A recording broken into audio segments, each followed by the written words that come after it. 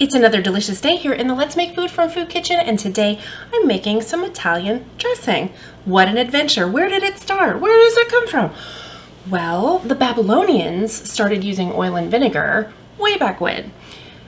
The Italian dressing we know today comes from Massachusetts in the early 1940s. So it's got, some development and history there. Go look it up, check it out. History is always cool, right? So I have a bottle that I recycled. This was a kombucha bottle, and it's dark glass, which is perfect. And so I'm just gonna reuse it. Why buy another storage bottle? All right, I've got 3/4 cup olive oil, and I was gonna use 2 measuring cups, but why? Because I need a 1/4 cup of my red wine vinegar, so I'm just gonna take this up to a cup, because why make another dish? We're gonna be smart about this. Okay, there we go.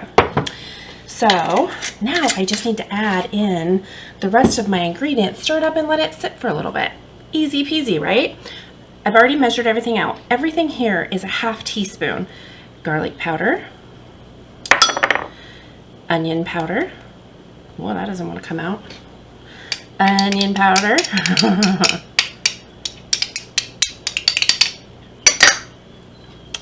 Basil. Oregano,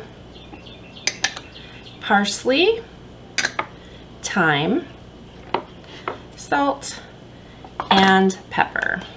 The last thing I need to add in here is 4 tablespoons of freshly grated Parmesan cheese. Does anyone remember, if you've watched my videos before, why I prefer freshly grated? It's because there's not anti-caking agents in it. That's the reason. Okay, so I'm gonna give this a good stir. Oof, and splatter it a little, apparently. And this will develop flavor. The herbs will absorb some of the moisture. I am going to just, even without it absorbing anything, that's really good.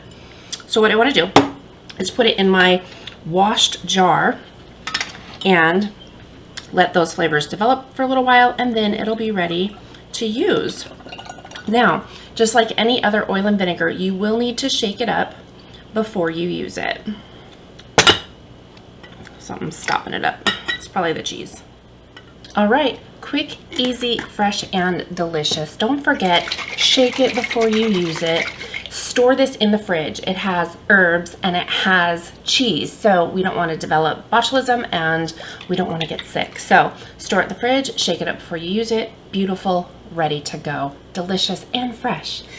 Thanks for joining me here today in the Let's Make Food from Food Kitchen. From my kitchen to yours, let's make food from food. That's one boy.